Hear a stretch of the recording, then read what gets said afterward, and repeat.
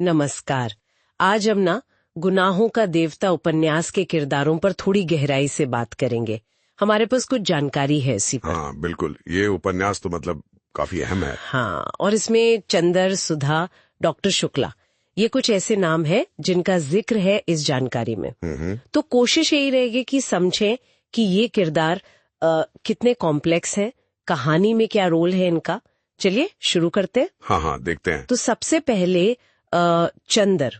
स्रोत बताता है कि वो एक आम सा लड़का है पर बहुत सेंसिटिव है, सोच थोड़ी उलझी हुई सी। हाँ, और उसमें वो एक कश्मकश चलती रहती है, मतलब प्यार और उसके अपने जो आदर्श हैं उनके बीच। अच्छा। और ये बात दिलचस्प है कि वो अपने प्यार का इजहार नहीं कर पाता। ये चीज स्रोत में भी बताई गई है। और शायद यही अंदरूनी लड़ाई, ये अनकही बातें उसे इतना रियल बनाती है। पाठक जुड़ पाते हैं उससे, उसे पे किरदार नहीं लगता। सही कहा। फिर सुधा की बात आती है। उसे एकदम मासूम, साफ दिल वाली लड़की बताया गया है। हाँ, जो प्यार को बहुत बहुत गहराई से महसूस करती है। लेकिन ये भी लगता है कि समाज के जो बंधन है ना, हाँ, वो उसे रोकते हैं। बिल्कुल, वो अपनी भावनाएं खुलकर नहीं रख पाती, चाहे वो चंदर से कितना भी लगाव रखती हो। सही।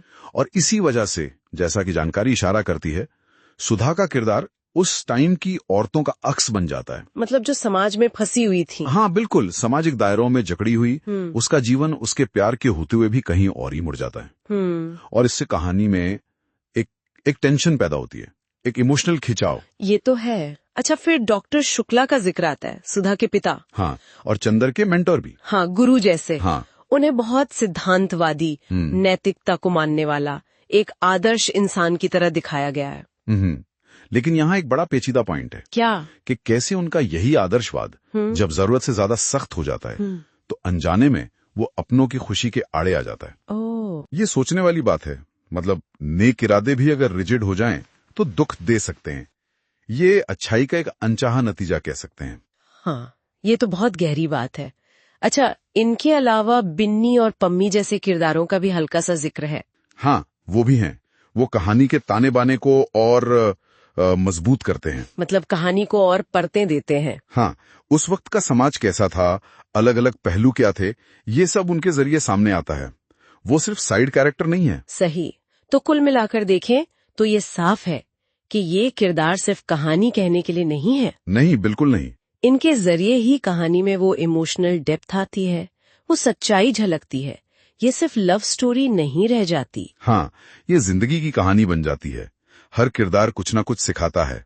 रिश्ते अधूरे हैं पर गहरे हैं। इन किरदारों से ही मानवीय भावनाओं की उलझने, वो सामाजिक दबाव, सब उभर कर आता है, बहुत बारीकी से। तो ये पूरे बातचीत हमें इन पात्रों की साइकोलॉजी, उनके रिश्तों की जटिलताओं पर सोचने को मजबूर करती है। बिल्कुल। स्रोत में चंदर और सुधा की नजदीकियों का जिक्र है। ये सोचना शायद दिलचस्प रहेगा कि बाहरी दबावों और अंदरूनी कश्मकश के बीच ये रिश्ते असल में पनपे कैसे होंगे, उनकी सीमाएं क्या रही होंगी। हाँ, ये एक सवाल है जो पाठक के मन में रह जाता है। उनकी अनकही कहानी क्या